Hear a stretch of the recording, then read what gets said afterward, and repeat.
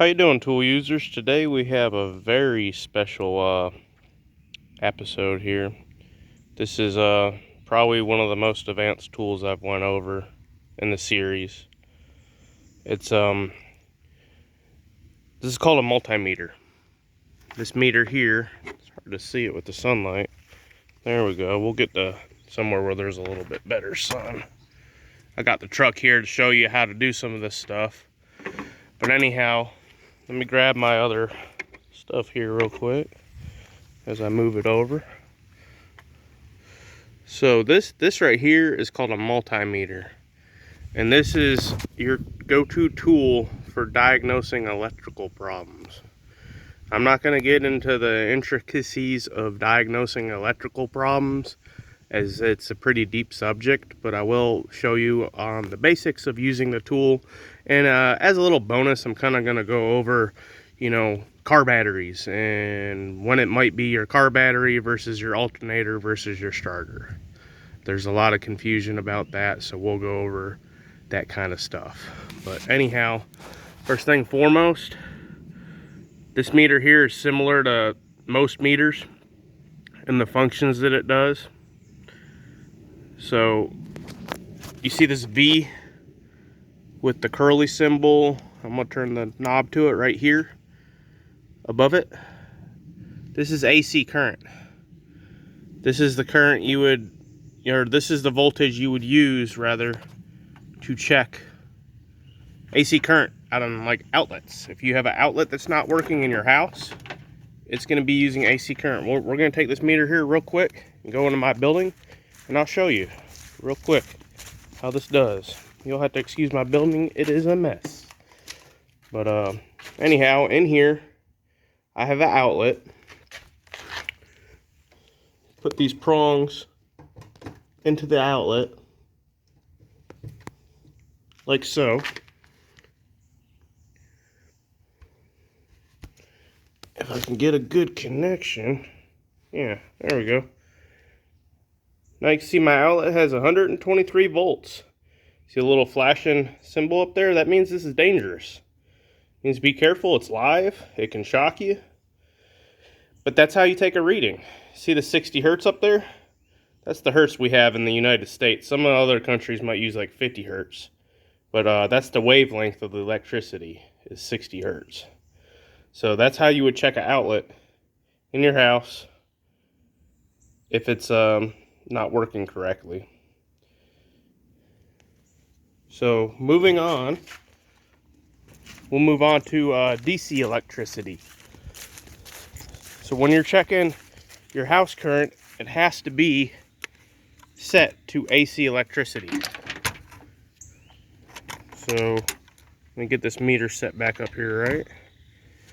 So that's the V with the curly line. This is similar on all meters. So now the V with the solid line and the dotted line below it, that's DC current.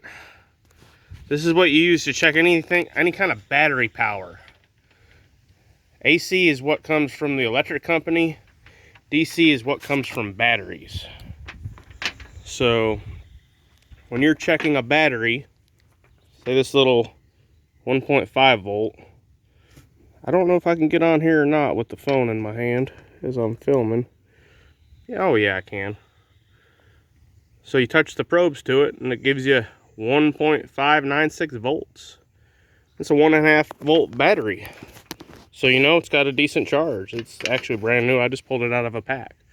When these things get down to about 1.3, 1.4 volts, it's time to replace them.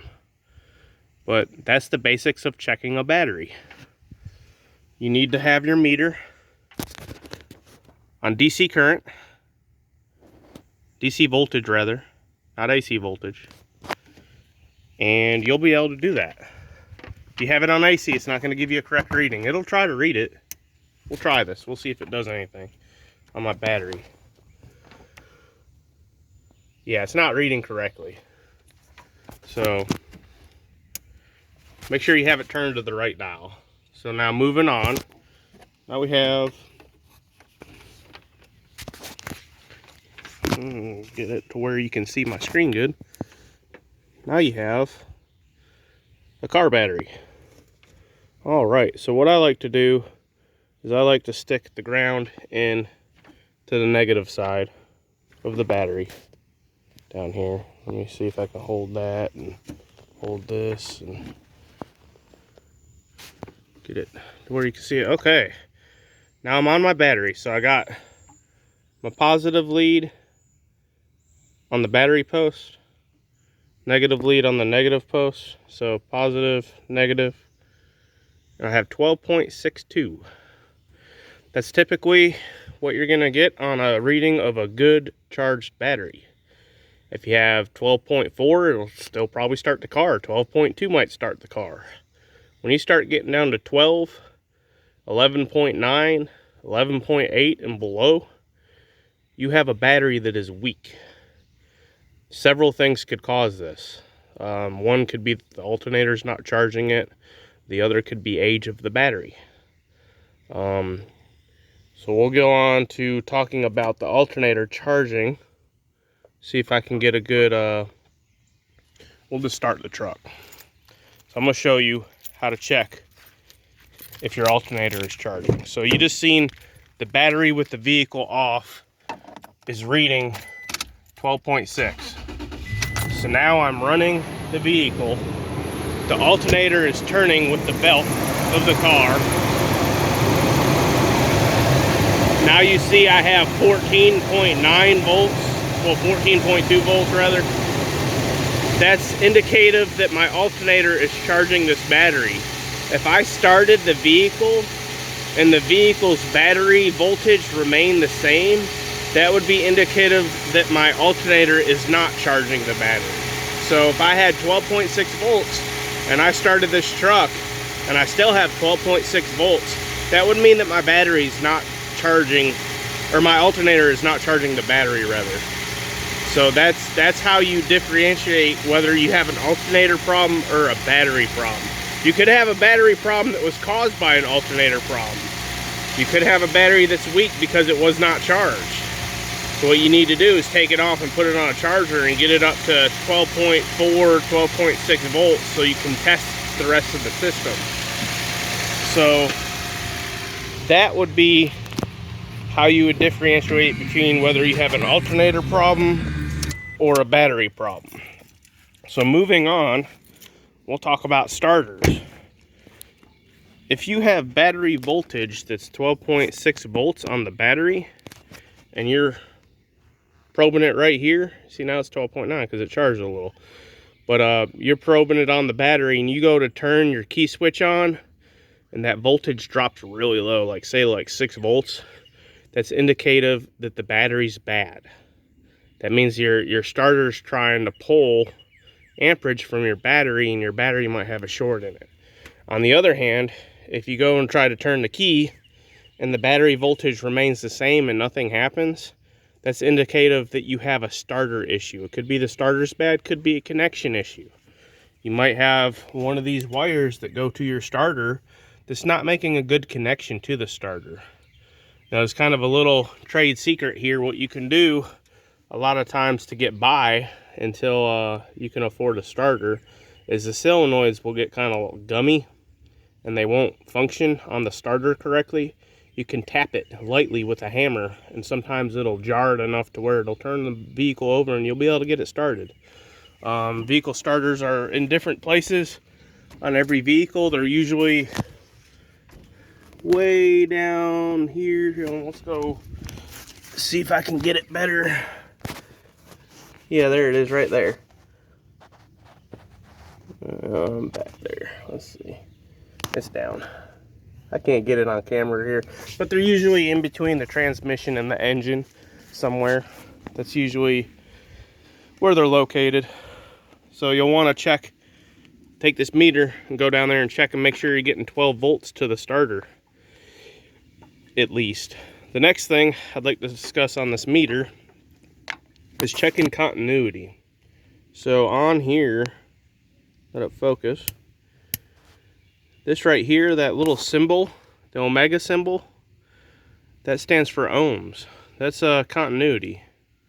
Basically, what that'll do is if you have a really low reading, when you do this, you know, half an ohm, 0.3 ohms, 0.2 ohms, that means you have good connection. You see how I'm connecting these leads together and I'm getting this reading? When you take them apart, it says OL. That means open load. That means they're not connected. That means they can't make the electricity flow through the wires. They can't do what it's supposed to do. So this is handy when you're checking fuses in a fuse panel. What you can do is you can come down to the fuse. Actually, I got a little fuse right here.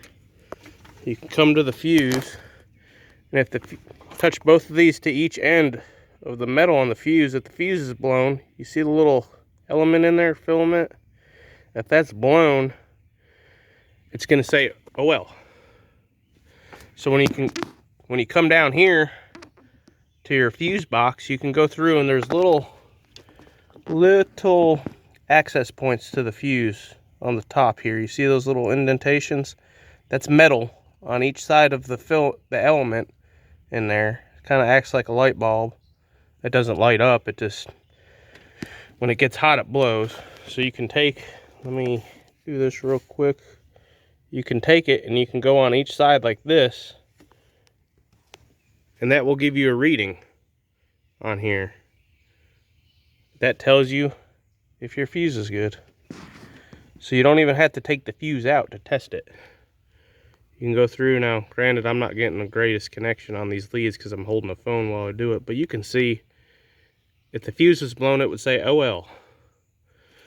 So that's how you can check it yourself to see if you have a blown fuse on something. Now, what causes blown fuses is generally when wires get too hot.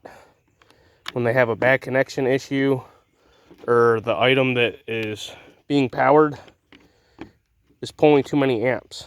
So that's an issue you'll have to correct in order for it to stop blowing fuses.